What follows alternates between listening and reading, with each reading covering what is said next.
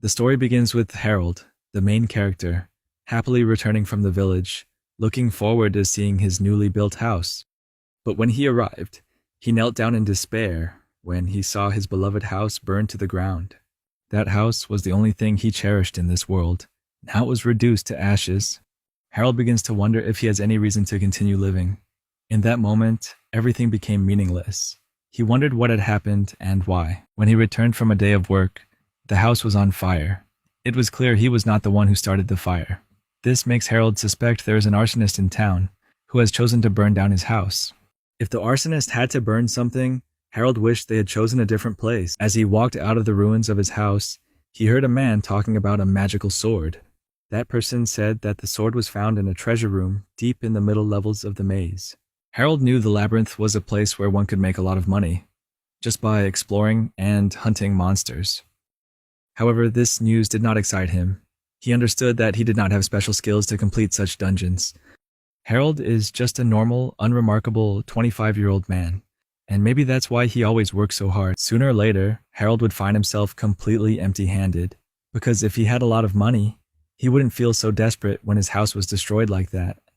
Thinking about his financial situation, he decided to go to the bank to check how much money he had left in savings. A few minutes later, at the bank in town, the staff informed him that he only had 150,000 rubles left, equivalent to a month's salary from his manual labor job. Even though he was poor, Harold was always a hard worker. In addition to his main job, he also works part-time in his free time.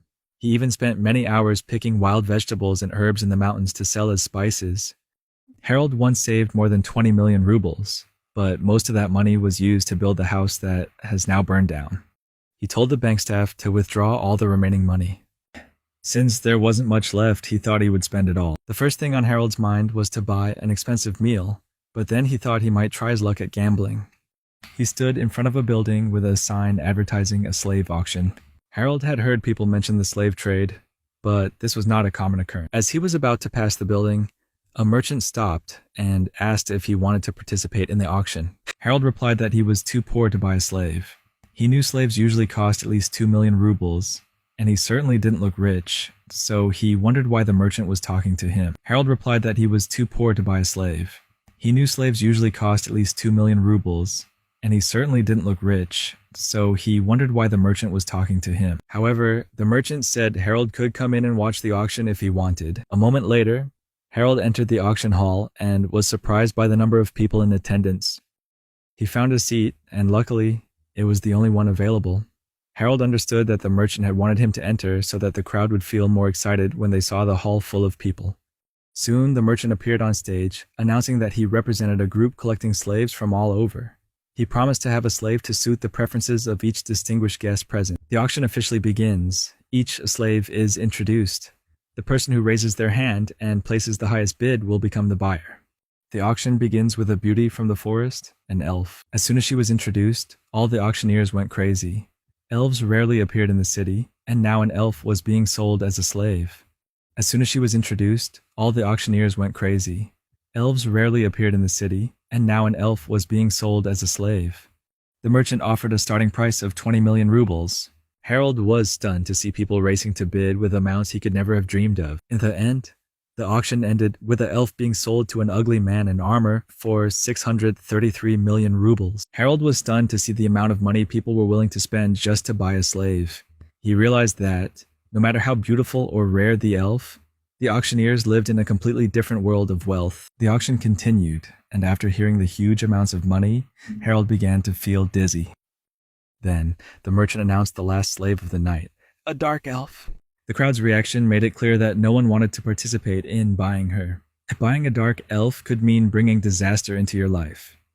The crowd's reaction made it clear that no one wanted to participate in buying her. Buying a dark elf could mean bringing disaster into your life. This belief is deeply ingrained in fairy tales and lessons for children. In fact, there is a famous story about a dark elf who brought trouble and bad luck to naughty children. Dark elves are rarer than normal elves. So Harold thinks most people here don't understand what they're really like. There were rumors about a family that made a deal with a dark elf. Then the family went bankrupt and were eventually killed in despair. There were rumors about a family that made a deal with a dark elf. Then the family went bankrupt and were eventually killed in despair. The merchant also said that she was still a virgin, and the highest bidder would have the privilege of being her first. In this country, elves are considered corrupt and cruel, but in other places, dark elves are known as virgins who bring good luck. Harold understood why they kept her for the final act. They thought everyone would go crazy for her, but because she came from another continent, they misjudged the deep discrimination against dark elves in the northeastern regions. Seeing that this was almost a losing bid for the dark elf, the merchant decided to start the bid at 150,000 rubles. Harold was surprised to find that he had not left the auction. Maybe it was due to the merchant's pride, but even at this starting price, no one stood up to bid. However, this amount was completely suitable for Harold, and after a few seconds of thinking, he raised his hand, signaling that he wanted to buy the black elf for 150,000 rubes. The other bidders were shocked to see someone daring to buy a black elf, rumored to bring bad luck. Actually, Harold had no intention of spending money, but the price matched the amount of money he had.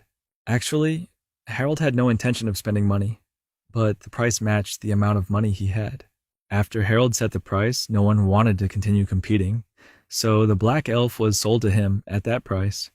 After the auction ended, the merchant told Harold that he had made a great deal. On the western continent, he sold black elves for up to 1.6 billion rubes. Harold was so surprised that he almost spit out all the drink in his mouth. He asked the merchant if he intended to cancel the transaction. The merchant replied that he would not do that. He explains that trust is paramount in business, and if people always suspected that he would walk away from deals, he wouldn't have survived this long. At this time, look how the transfer of slave ownership came. Harold was instructed to drop his blood on the girl's necklace and make her wear it. Harold looked confused, and the merchant explained that this was necessary so that the necklace would identify him as her owner. The collar is a subjugation collar, designed to shoot spikes if the wearer intends to kill the owner, whose blood has been absorbed. The merchant also emphasized that no one can remove this necklace except its owner. Without hesitation, Harold slowly placed the necklace around the girl's neck and informed her that as soon as he put it on, he would be her master. After completing the procedure, Harold realized he had never asked her name. The girl immediately introduced herself as Ati. After this introduction, the two looked at each other for a moment. Harold asked what was wrong. She immediately blushed and thanked him, saying that from what she had seen, her new master seemed to be a good person. Even though Harold lost everything when his house burned down, but now he has a beautiful black elf as his slave. A moment later, Harold and Adi are walking through the town square. Suddenly, Adi noticed an ordinary elf passing by and immediately felt uncomfortable. Harold noticed this and asked her what was wrong. She explains that black elves don't get along well with normal elves. Harold understood that this was not a personal issue, but due to her race. However, he started thinking about the next step. He thought about returning home, but then painfully remembered that he no longer had a home to return to. A while later, Harold explained to Ati that they could not go back to his house because it had burned down, and could not stay at the inn because he had spent all the money he had left to buy her. However, he reassured her not to worry, because he had a plan. There was a tent at the foot of the mountain that no one used. He thought it would be a good place for them to spend the night. Ati agreed. Harold looked at Ati's simple clothes and realized she didn't have much to wear. He thought he needed to buy her some new clothes, but because he was currently poor, he couldn't do that right away. However, he promised her that he would do something soon.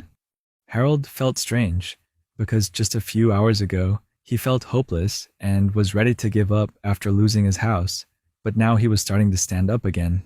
After that, he told Ati if she needed anything to tell him. Ati replied that she would probably need weapons and armor.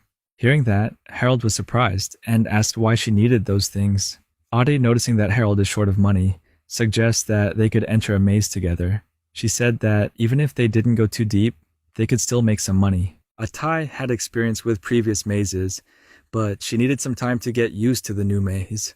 However, that doesn't mean they won't make any profit. While listening, Harold remembered the slave trader's words about Ati having considerable knowledge of magic and having explored several labyrinths. Ati continued, pointing out that black elves were not popular in this city, so she thought it would be difficult to find a normal job. To demonstrate his strength, Ati threw a stone into the sky with great force. At first, Harold didn't understand what she was doing, but a few seconds later, a bird fell to the ground and died. Ati blushed a little, saying that she only had time to kill one bird. If she had a bow and arrow or a gun, she could shoot down 3 at a time. Harold began to think about Ati's magical knowledge, in addition to her fighting skills.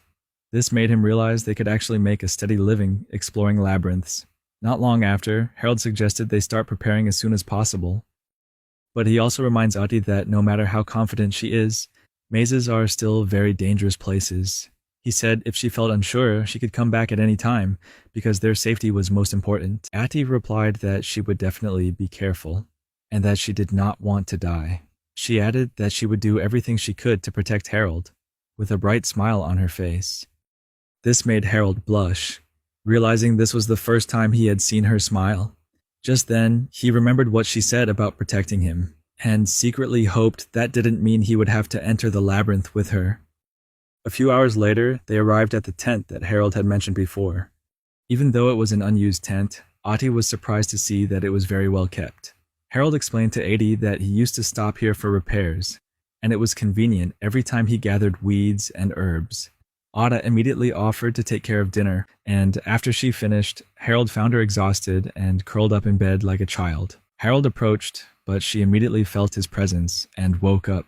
He reassured her that there was no need to worry, and that she could sleep peacefully because he wouldn't do anything strange while she slept. A few minutes later, Harold noticed that Ati was asleep again, but he wondered if she was just pretending to be asleep because she was afraid he would attack her because she was a slave.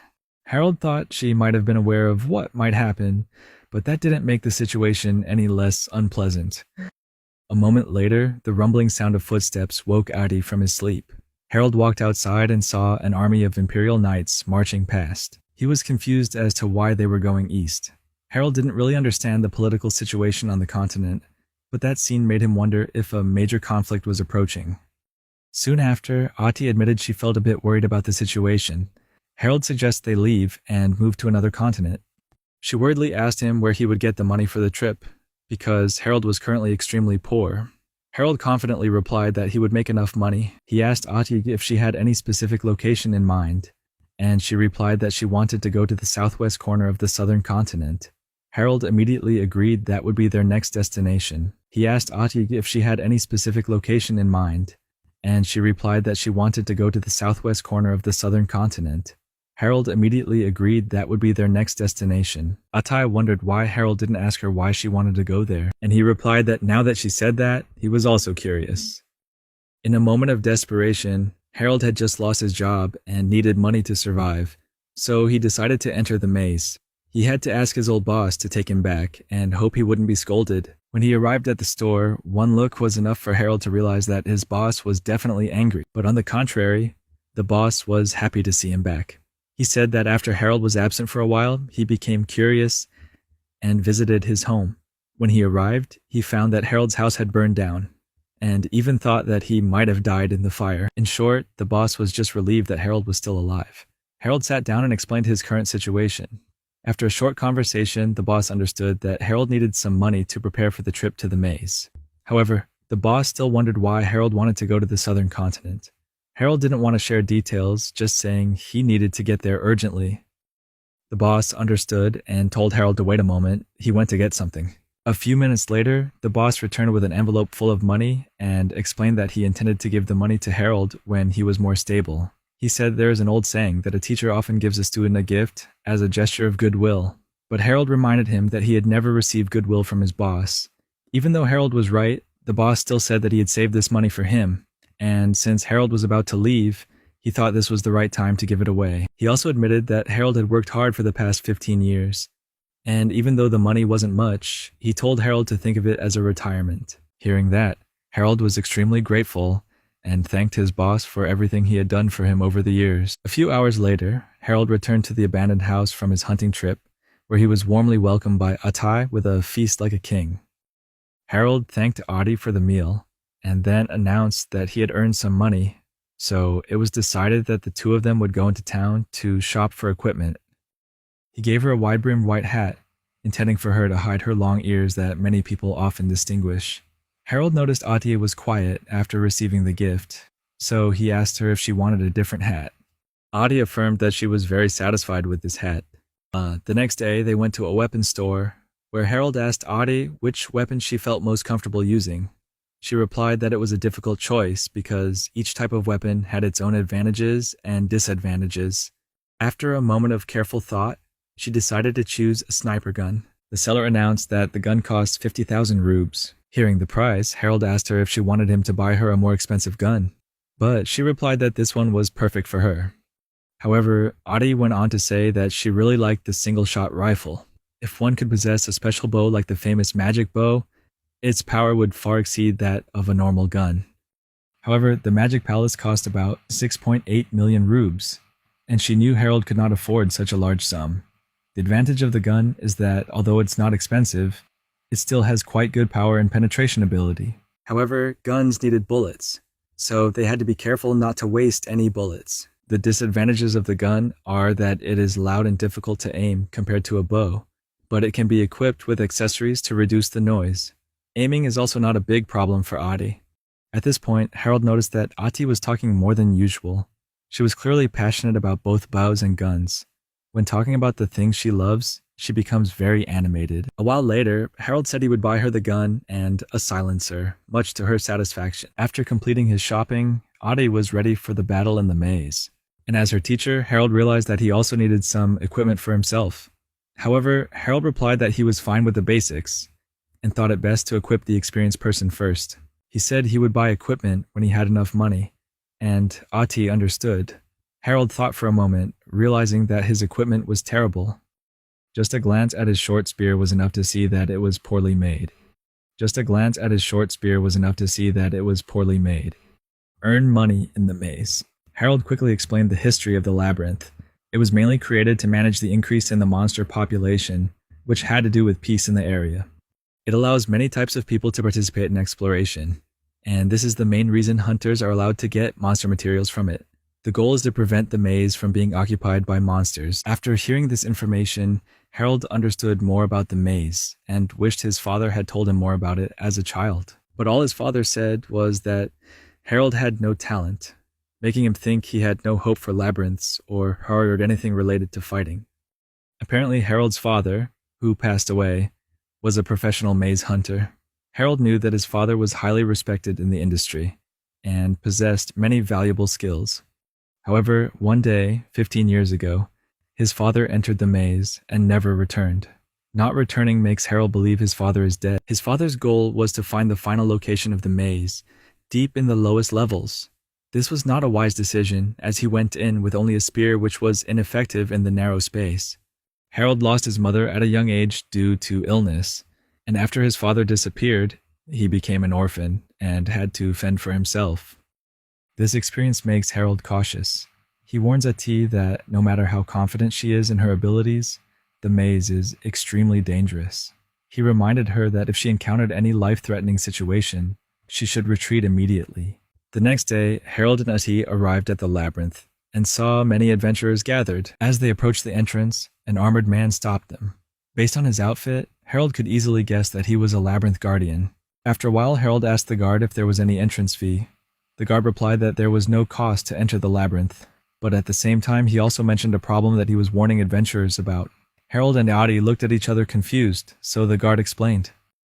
There have been reports of a few monsters from the deeper levels appearing in the upper levels. Although the knights formed a search party, they found no results, and because no one had seen the monster for a long time, the search party was cancelled. At the end of the explanation, the guard warned that monsters might still be lurking in the maze, so he advised them to be extremely careful. Harold then asked Ati what he thought about the situation. She replied that it was not impossible for monsters to appear from the lower floors, but there were also many false reports, so it was difficult to be sure. However, because it is possible, Ati thinks they should be careful and stay alert. As they went deeper into the maze, they met another group of explorers. The group's leader took one look at Harold and commented that entering the labyrinth with such poor equipment was truly suicide. He even laughed at Harold's old spear. The group leader mockingly asked Harold if he was a fan of Edwin Smith, a legendary maze conqueror. As soon as Harold heard that name, he immediately recognized it as his father's name. However, Harold never thought of his father as a labyrinth conqueror or a legendary hero. Meanwhile, the group leader noticed Ati and commented that she was very beautiful, adding that she also had a nice figure.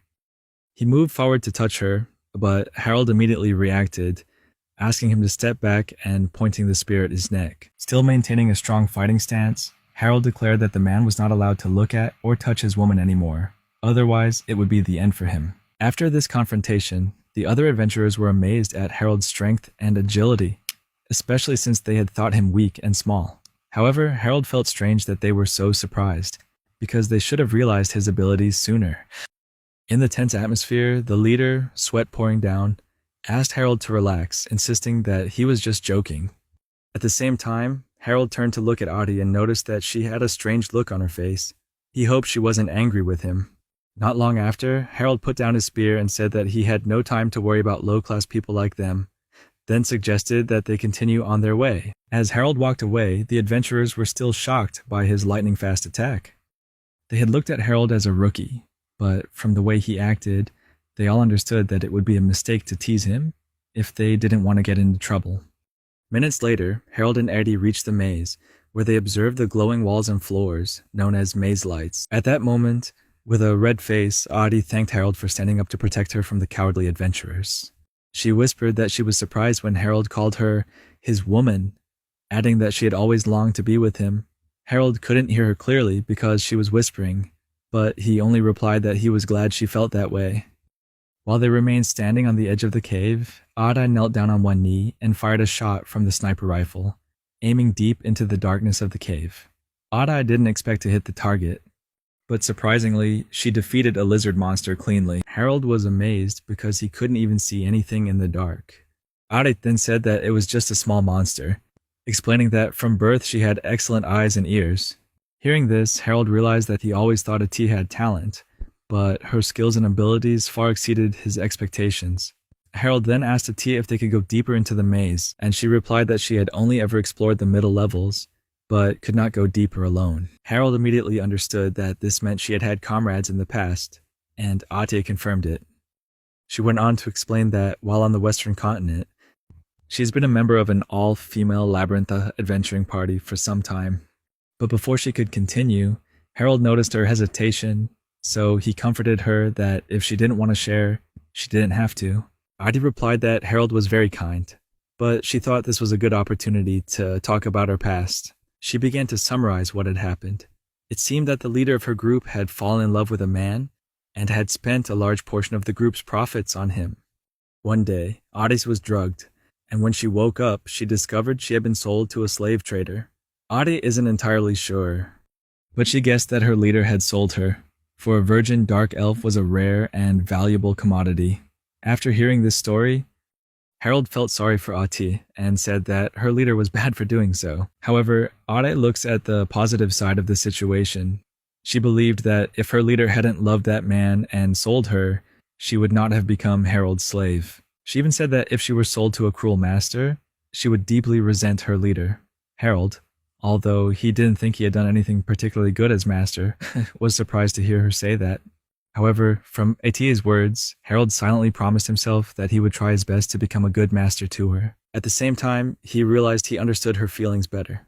Meanwhile, Adi is lost in thought, realizing that he has truly fallen in love with Harold. At this moment, she may be willing to do anything for him, just like her leader once did for someone else.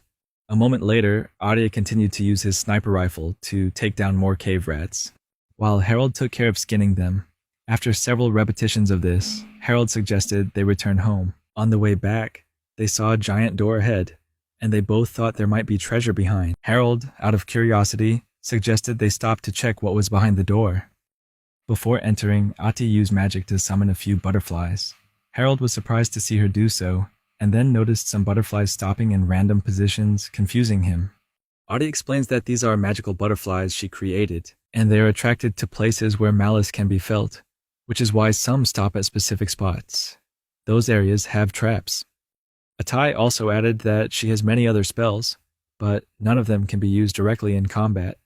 At that moment, one of her butterflies landed right in front of them, indicating that there were still a few traps ahead. But the good news was that there might still be treasure.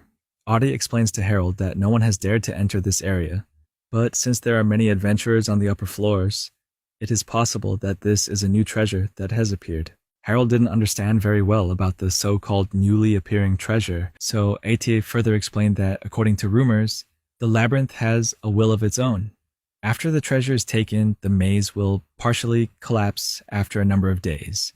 And over time, it will move the treasure to a new location while resetting the trap. Hearing and understanding this, Harold added that there are also rumors that labyrinths create monsters. A few minutes later, they reached a room where a beautiful knife lay in the middle. However, Adi's danger-sensing butterflies stopped on the knife, so she assumed it might be cursed, something rare in the upper levels of the maze. Harold, lacking knowledge about the maze, asked Ati what to do next. She replied that if the curse had only negative effects, they wouldn't be able to use the knife, and no one would buy it, even if they tried to sell it. However, they can try to determine the type of curse by using spells or special magical tools. Harold decided to leave the knife behind for now, and wait until he had the right tools to identify the curse. A few seconds later, Harold asked if those magic tools were expensive. Adi replied that they were indeed very expensive, the price of a house. Hearing that, Harold could hardly believe it, because his old house took 15 years of saving to build. Ati went on to say that if they could earn a steady income from the lower levels of the labyrinth, maybe they could save enough money to buy magic tools within a month, and if they were lucky, you can earn enough in one expedition. However, Harold comforts Aed that if they end up not being able to afford the magic tool, she doesn't need to worry about it anymore. He told her to relax and focus on making safe money, as their main goal was to finance the journey. Adi smiled and agreed with him. As they continued through the maze, they encountered a large crowd and decided to see what was going on.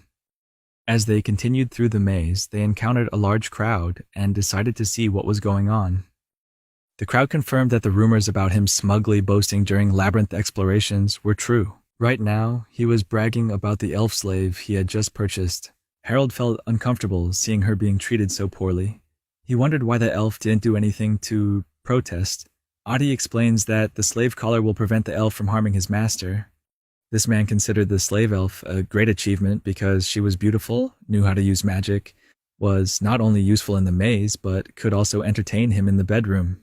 Seeing Ati's expression, Harold knew she felt very sorry for the elf. He told Ati that if seeing it made her uncomfortable, she didn't have to look anymore. A moment later, Harold suggested they keep going. A few hours later, they left the crowd and continued their journey. They go to the Nepal trading house, where Harold tells Adi that when he worked for his employer, Silversmith, he frequently traded with this company. It's famous for buying whatever materials people collect from the labyrinth. Once inside, Harold is greeted by a man named Tosu. Through the conversation, it can be seen that they are very familiar with each other.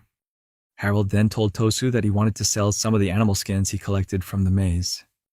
Tosu was surprised and commented that he did not expect Harold to give up his job as a jeweler to become a labyrinth explorer. Harold explains that he needs money to go to the southern continent.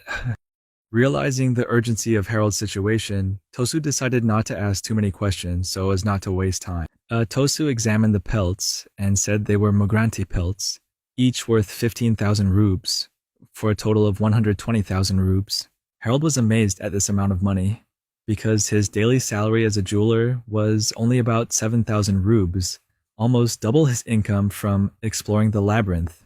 Harold realized he could save money faster than expected.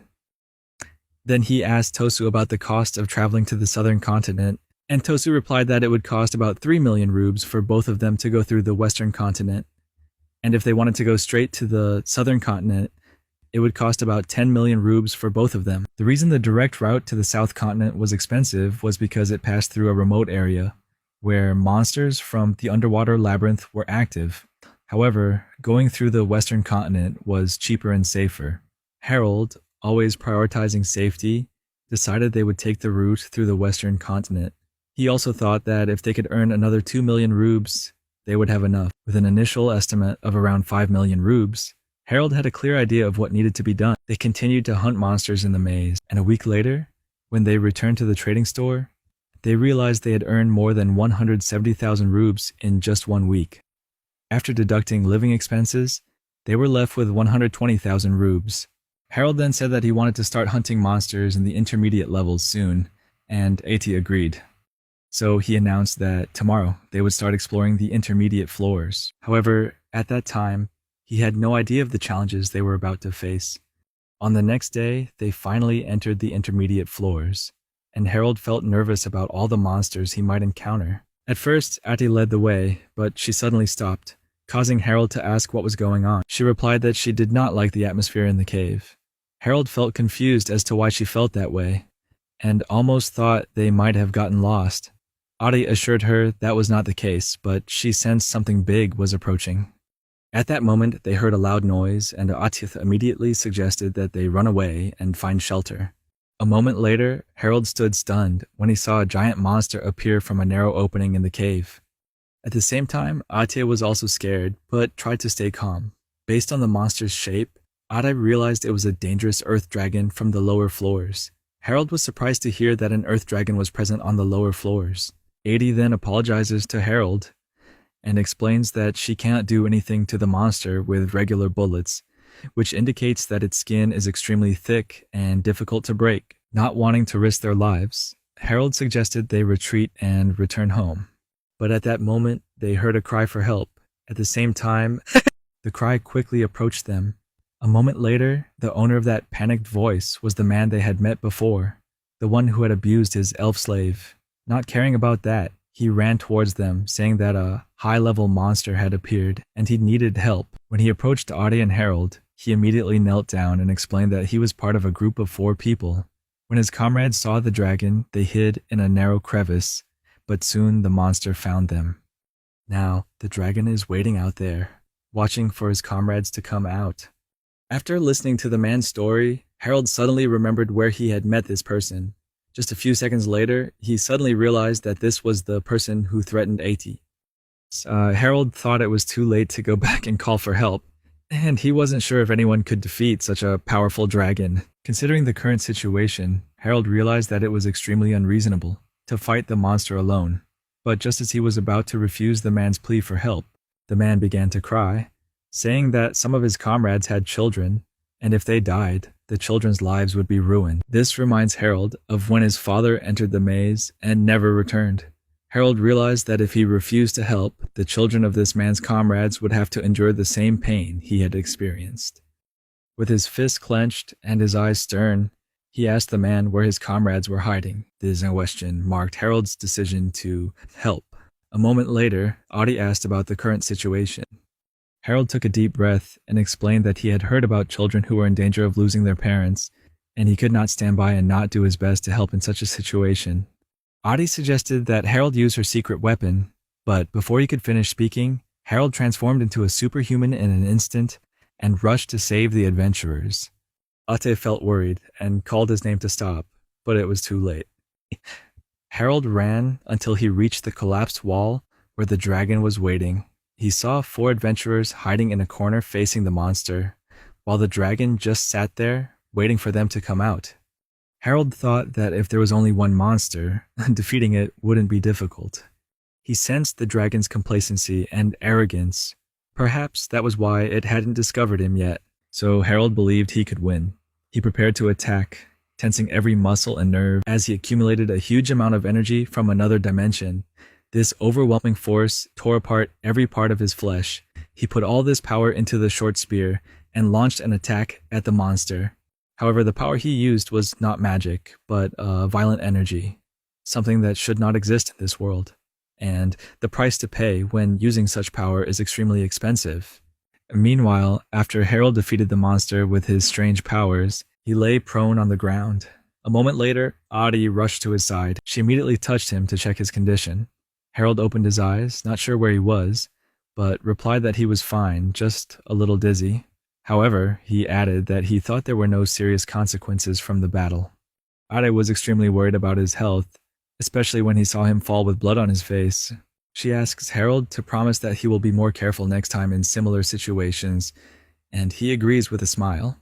Soon after, the adventurer group that Harold had saved came to thank him for risking his life to save them. They saw him as their savior, believed they would never see their children again, and were certain they would die. Harold felt their sincerity and humbly accepted their thanks. After defeating the monster, Harold intended to sell part of its body, but he knew dissecting the dragon would be difficult, especially since its skin was very hard. After Harold mentioned this, Ati commented that the earth dragon was an incredibly powerful monster, and that its skin was made from dragon metal. Even though disassembling the monster was difficult, she wondered how someone as small and seemingly weak as Harold could create a crack in the earth dragon's body. Harold explains to Adi that he used a special skill called Burning Piercing Spear, but every time he used it, he lost consciousness, so he couldn't rely on it too often. Adi remembered the horrifying moment when Harold fainted and begged him not to use that skill again. Harold promises her that he will try to avoid using it. Not long after, the adventure group that Harold had saved offered to help him bring back the monster's body. They felt they owed him, so this was the least they could do in return. Harold accepted with a smile. In his heart, he wondered how much a monster at this deep level was worth. A few hours later, Harold went to the exchange shop, where the receptionist informed him that the materials he brought back were worth 13 million rubes. When he heard that amount of money, Harold almost had a heart attack. Cold sweat broke out on his face. He realized why the maze attracted so many people. The receptionist then informed that since the amount exceeded 10 million rubes, he needed to fill in his bank information. As he did so, Harold thought about how long it had been since he last used that fighting skill, and the exhaustion it brought to his body. But in the end, the pain and fatigue were worth it. 2 days later, Harold was surprised to see that 13 million rubes had actually been transferred to his account. I still can't believe it. But soon, he realized that he and Ati now had enough money to go to the western mainland. After successfully withdrawing the money, he returned to the cabin, carrying a peach pie that Ati had been craving for. He told her that he bought it as a gift, because he asked her to stay home. Adi thanked Harold and immediately took a bite of the cake. She commented that the cake was delicious. Harold then announced that they had saved enough money and would leave for the port city the next day. The next day, they arrive at the edge of town, where they are introduced to the carriage that will take them to the port city. From there, they will board a train to the southern continent.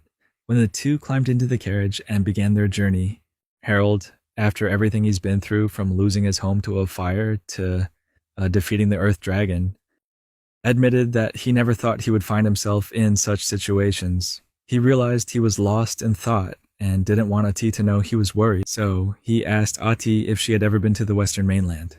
Ati replied that she didn't think it was a bad place. Although there are many different races, this often leads to conflict, but that diversity creates a special attraction. Harold then told her that he would need her help to guide him in the southern continent, as she was very familiar with the area. His words made Ati happy. She felt that Harold really needed her. At that moment, a beautiful girl with a sword and her grandfather, who was patiently waiting for a carriage, appeared. After a short time, they saw the Cat 1 carriage that would take them there, and it happened to be the same carriage that Harold and Adi boarded. Once inside, Harold was surprised to see two strangers. The girl's grandfather immediately asked Harold who he was, then began to closely observe his facial expressions and actions, suspecting that Harold might be the son of someone he once knew.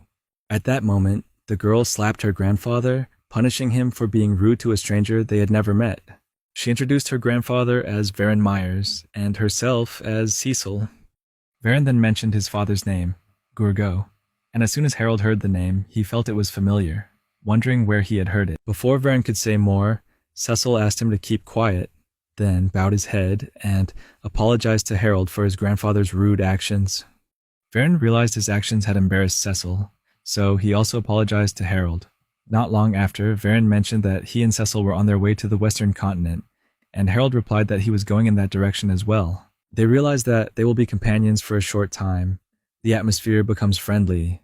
Both groups look forward to this time. A few hours later, they arrived at the port city, where both groups parted ways. As they parted ways, Cecil mentioned that she and her grandfather would be boarding a ship called the Ballastia, and if Harold and Adi hadn't chosen a ship yet, they could consider boarding the Ballastia together. They waved goodbye. Then Harold suggested that they find a good ship to take them to their destination, adding that it would be better to find a ship that wasn't too expensive. A few minutes later, they arrived at the dock, where a bald merchant with a pair of glasses greeted them. The merchant told Harold that there were many ships parked, so he had a good chance of finding the right one. Harold understood and asked the merchant about the Ballastia. The merchant replied that it was just an ordinary ship, nothing special. For Harold and Adi, the ticket price is 2.8 million rubes, including a small room and 2 meals. However, the merchant, seeing that Harold was the frugal type, said that they could pay 200,000 rubes each, but this would mean staying in a large common room with about a dozen other people and only getting 1 meal. However, the room will be very dirty, full of disease-carrying rats. Additionally, ships occasionally sink and have to be bailed out. The merchant also announced that the ships would not depart for a week, so Harold and Adi still had time to decide which ship to choose. As they traveled together, Harold reflected that a luxury ship could cost up to 10 million rubes, and he knew that if they chose a faster ship, they would probably be disappointed in the food and living conditions on board. Harold decided that they would take a few days to think it over, and it might be a good idea to find a place to rest and eat during this time. As they walked on the street, a stranger suddenly ran past them. Just a few seconds later, Harold realized his bag, containing all their money, about 10 million rubles, had been stolen. But immediately, a bullet hit the thief's leg, causing him to stagger and fall to the ground. Harold immediately grabbed the boy's neck and demanded the bag be returned. It was at that moment that Harold realized the bullet came from Adi's gun. Strangely enough, Ati said she only shot to scare the boy, not to harm him. However, the boy stole money from Harold, and even though he was young, he committed unforgivable actions. While Ati scolded the boy, Harold noticed a foul smell coming from him, along with his tattered clothes. This prompted Harold to ask the obvious question, did the boy need the money? However, Adi objects to giving the boy money after he just tried to steal from Harold. She continued to scold him. At that time, a woman called the boy's name, Matsudo, asking him what he was thinking when he did that. Turns out it was Matsudo's mother. She quickly apologized to Harold for her son's stupid actions, promising to scold him when he got home. However, Harold reassured him that he had gotten his money back, so there was no need to punish the boy. He even advised the mother to teach Matsudo how to live ethically, so that he wouldn't have to correct him later. Matsudo's mother sighed, saying that she always tried to teach him the right thing, but he never listened. Matsudo angrily told his mother not to bother, explaining that he stole to help his father pay off the family's debt. As soon as he finished speaking, the boy ran away like the wind, causing his mother to hastily chase after him. Once they were gone, Harold and Eti realized that Matsudo's mother must be very worried, especially having to deal with such a naughty child. However, stories like this happen everywhere, so neither Harold nor Eti were too surprised. Then, Harold decided they needed to find a comfortable place to rest. Finally, they arrived at an inn and asked about available rooms. The receptionist replied that there were no available rooms today. They left and tried many other inns, but none had any rooms available. After trying more than a dozen inns, they couldn't believe there were no rooms left. Almost losing hope, they decided to try another inn. This time, what surprised them was that there was an empty room, although it was only a small room with a double bed, just enough for 2 people. When they were led into the room, they were surprised because the room was so small. Unexpectedly, the receptionist lied when he said there was a double bed. Harold began to wonder whether he should sleep on the floor or in the bathroom. Then he said he wanted to take a bath. Eti was surprised because he didn't look dirty at all. In fact, he seemed cleaner than usual, but she thought he must have been sweating without realizing it. Suddenly, Ati announced that she also wanted to take a bath, because such a small room easily caused the odor to spread quickly, and she didn't want the room to be filled with the smell of fish oil. She rushed into the bathroom as soon as she finished speaking. After the 2 finished showering, Harold walked down the hallway and overheard the 2 men's conversation. One person said that he had been to the northeast continent and was about to reach a city called Tawakul. He was traveling with his son, and they planned to go to Tawakul in about 1 to 2 months. He recalled that it had been more than 10 years since he'd last went there, and the city was very beautiful. His son was delighted with the news and eagerly awaited the trip. However, the boy still felt a bit worried. He said that since leaving the ship, he had heard strange rumors about the empire being destabilized. And if war breaks out, there will likely be checkpoints along the way. As soon as Harold heard this, he remembered the checkpoints he had seen before. He also heard from others that they had encountered similar situations, meaning he was not the only one who found this strange. However, Harold was not too worried about the war because he planned to leave the continent soon. Once back in the room, Harold jumped into the really comfortable bed. After relaxing in the bath, he realized he was very tired from the long trip, and so he thought there was no reason to sleep on the ground. And sharing a bed with Atiya is not unreasonable because it is only for sleeping. When Atiya returned from the bathroom, she found Harold already lying in bed and thought he was asleep. She came closer and playfully whispered in his ear, asking if he was awake, but Harold suddenly sat up and grabbed Atiya's hand, surprising her. However, Ati seemed to like this roughness. Leaning against his chest, Harold was surprised that she did not protest. but quickly realized that as a slave, she might not be comfortable protesting, even if she wanted to.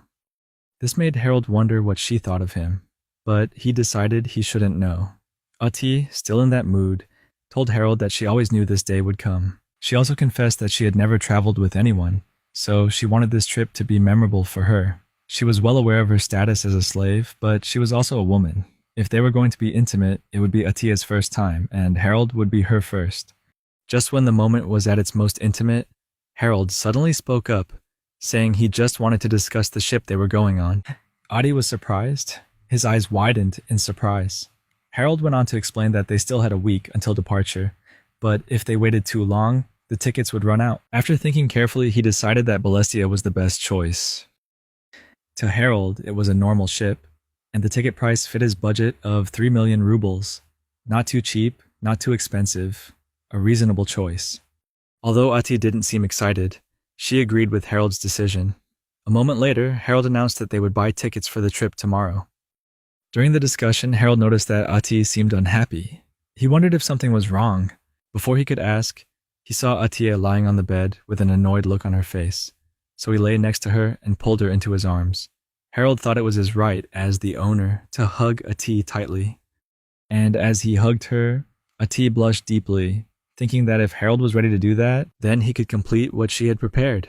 She had been waiting for this moment for a long time and felt severely disappointed when things did not go as she expected.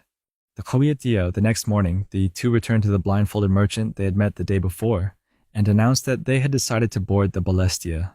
Upon hearing this, the merchant said the trip would cost 2.8 million rubles. After Harold paid, the merchant gave them train tickets and reminded them that the train would leave promptly at noon, 5 days from now. He also said they could go straight to their bedroom on the train, but they must remember not to miss the departure time because their tickets would not be refunded.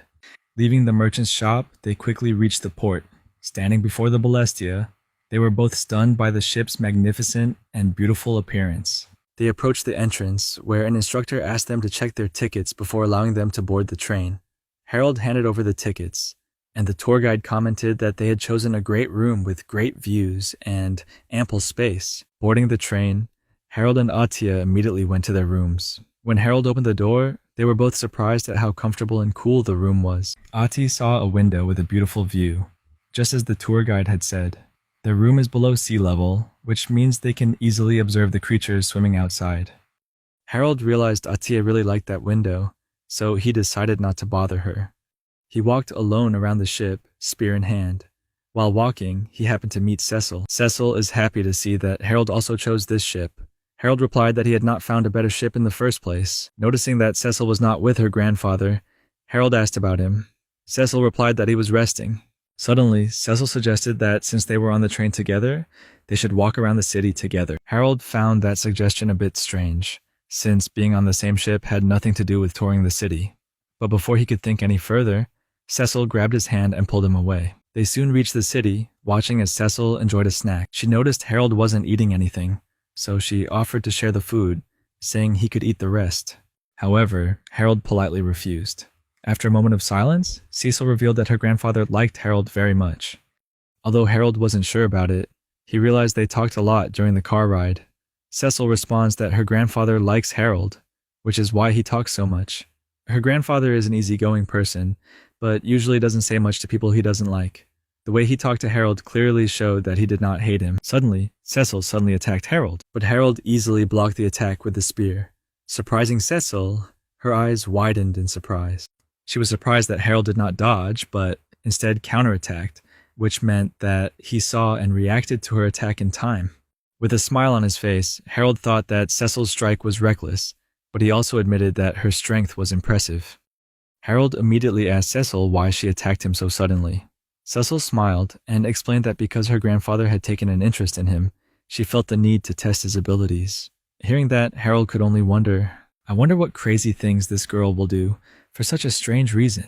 Sensing Harold's surprise, Cecil quickly reassured him that she just wanted to test his abilities and had no bad intentions. She even promised not to do that again. Cecil then suggested they return to the ship. However, after what just happened, Harold doubted whether this was a good idea. He suggested they go their separate ways. Cecil smiled lightly and told Harold that there was no need to be so careful. At that moment, they heard the screams of a young boy as two ugly thugs tried to drag him away. Upon seeing this scene, Harold immediately thought of a kidnapping, but after a few seconds of a closer observation, he realized that the boy was the same child who had tried to steal his bag of money. Suddenly, Cecil rushed towards the boy, saying she couldn't ignore him and had to help. Harold was surprised to see Cecil act without hesitation, and soon after, he decided to run after her. Seeing Harold following, Cecil asked him if he was going to help her. Harold replied yes. Cecil commented that Harold's gentle face matched his kind nature, making her think that he was truly a good person.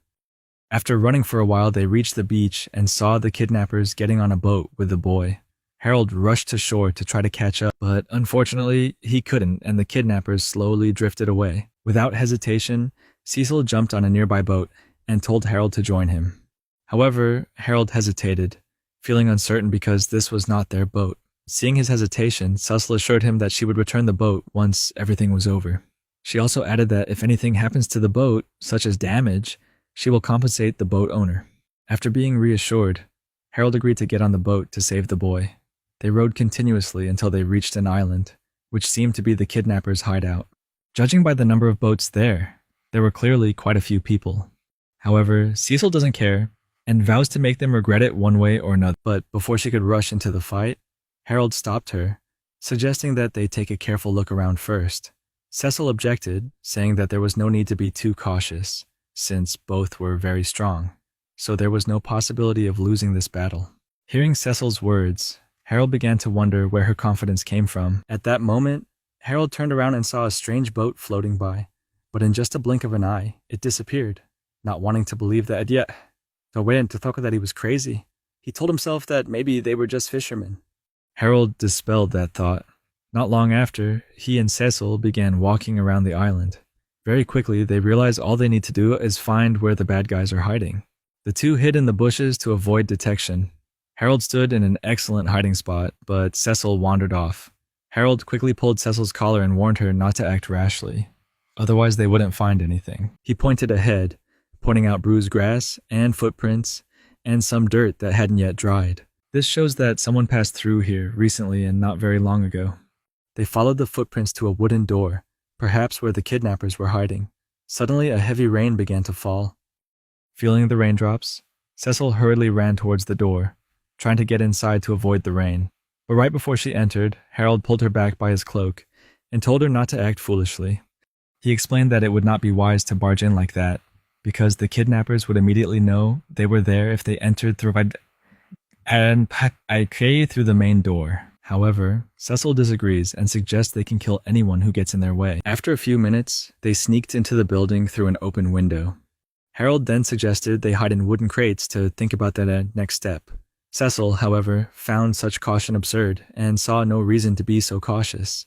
She believes it's better to just eliminate anyone who gets in her way. Her philosophy stems from the belief that no one here is stronger than them. Harold, on the other hand, felt that there was still a possibility of encountering someone stronger, so avoiding conflict was the best option. Their main goal is to save the boy, so they should only fight when absolutely necessary. Harold's wise advice finally convinced Cecil.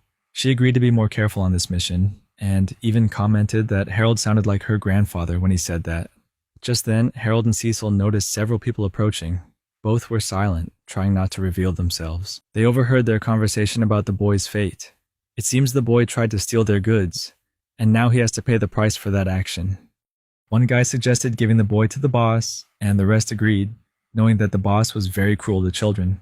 The whole group eagerly waited for the boy's cry when he was punished. From what Harold heard, it seemed like the boy tried to steal from them, but only half of the group ran away. At that moment, a kidnapper discovered a spear sticking out of a wooden crate. At first, he wondered whose spear belonged to whom. He thought about cleaning it up, but just as he was about to touch it, a friend stopped him, saying that it was unlucky to touch someone else's weapon without knowing the owner. The group agreed and decided to skip it. When the kidnappers left, Harold and Cecil immediately jumped out of the crate and began searching for the child. While exploring the building, they accidentally discovered a strange egg lying on a luxurious silk pillow. They stared at the egg for a while. Suddenly, the egg began to move. Finally, the egg broke, and a small snake crawled out of the shell and straight into Cecil's shirt. Immediately, Cecil began screaming and jumping in panic, making loud noises that unintentionally signaled their presence to the kidnappers. Realizing the situation was getting worse, Harold quickly covered Cecil's mouth and hid her in a nearby cabinet. When the kidnappers checked the room, they were surprised to find it empty, with no signs of anything missing or tampered with. However, they quickly noticed that the egg had hatched. This makes them wonder if the noise they heard earlier was from the creature in the egg. The kidnappers believed the sound came from something inside the egg, and began to wonder where it had gone. They were also worried because the egg was a precious item that their boss brought back from a special place. If they don't find the creature, they will be in big trouble. Meanwhile, Cecil was struggling as the little snake in her shirt kept wagging its tail. It curled around her body, causing her to make some unpleasant sounds. Realizing that the situation was becoming increasingly dangerous, Harold had no choice but to stick his hand into Cecil's shirt to try to catch the snake. Cecil struggled as Harold searched through her shirt, trying to grasp the snake. She let out a loud moan, and Harold replied that he had no other choice. After a while, the snake seemed bored and decided to move down. Seeing this, Harold bent down and tried to catch it again. In less than a minute, Harold grabbed the snake and pulled it out after a while of searching. After everything was over, Cecil thanked Harold for his help and apologized for causing trouble. Meanwhile, the kidnappers are still rushing to find the snake that has hatched from the egg. However, they found nothing. Finally, they decided to give up, thinking that the boss had probably forgotten about the snake and that they could find it after selling the remaining stock. As the kidnappers leave, Harold and Cecil emerge from the closet. While in there, the tight space forced Harold to hug Cecil tightly to fit. Even as he walked out, Harold continued to hold her close. Cecil asked how long Harold plans to hold her. He quickly apologized. Blushing, Cecil replied that there was no need to apologize because she wasn't really angry. Harold then focused on the snake, holding it in his hand. He remembered what the kidnappers had said about selling the snake if they found it. Harold then focused on the snake, holding it in his hand. He remembered what the kidnappers had said about selling the snake if they found it. The snake also looked back at him with a powerful look. Harold asked the snake if it could understand human language. To his surprise, the snake nodded vigorously, confirming that he understood. With that, Harold was sure he could understand them. He continued asking the snake if it wanted to go with them. Since the snake understood, Harold thought it would not cause trouble, and felt this was a good idea. Cecil agrees, although she admits she's still a little scared after the incident with the snake. Harold smiled and said that the situation with Cecil had made him more interested in the little snake. After that, they continued their mission. After a while of dodging the guards, they finally reached the top floor and saw a large door in front of them. This seems to be the only place they haven't checked. But just as they were about to enter, they heard strange sounds coming from a woman behind a large door. Harold heard faint screams and immediately guessed it was a kidnapped child, meaning their sneak rescue plan was no longer feasible. Realizing this, Cecil asked Harold what the new plan would be. He thought for a moment and then came up with an idea, although he hesitated because it made him feel uncomfortable. But then Harold realized they had no choice but to break down the door with force. He informed Cecil that they would split roles. She would be responsible for rushing in and taking the child out as soon as they broke into the room. Harold explains that breaking down the door will definitely attract attention, and the villain's henchmen will attack them immediately. If so, Harold wouldn't be able to focus on fighting the villain while the child was still in danger. So as soon as they burst in, Harold wanted Cecil to get the child out quickly. Cecil thought the plan absurd and protested that such caution was unnecessary. She believes that killing all the bad guys from the beginning would be a better option. She is confident in her strength and wonders why she has to run when she is stronger than Harold. To convince Cecil, Harold looked at her with seductive eyes, begging her to follow the plan. Captivated by his eyes, Cecil finally agreed. A moment later, they kicked the door open and were shocked to see a giant Spider-Woman sitting on top of the boy, who was nearly unconscious. Harold approached and realized that Spider-Woman was draining the boy's powers. He quickly realized that this was the leader that the henchmen and merchants had mentioned before. Harold was still stunned, because he did not expect the leader to be a monster. In his eyes, she is a combination of half human, half animal. At that moment, Spider-Woman noticed their presence, smiled, and asked who they were. Harold didn't introduce himself, but simply announced that he and Cecil would take the boy home. However, the spider leader replied that that was impossible because she was about to wrap the boy in a cocoon. She further explains that the boy tried to steal her precious item and now he must pay for causing her trouble. She said that the boy would become compensation. She revealed that the item the boy tried to steal was a precious medicine, a cure for all human diseases, worth no less than 50 million rubes. Spider-Woman admits she didn't get the medicine legally, but with her powers she should have no problem.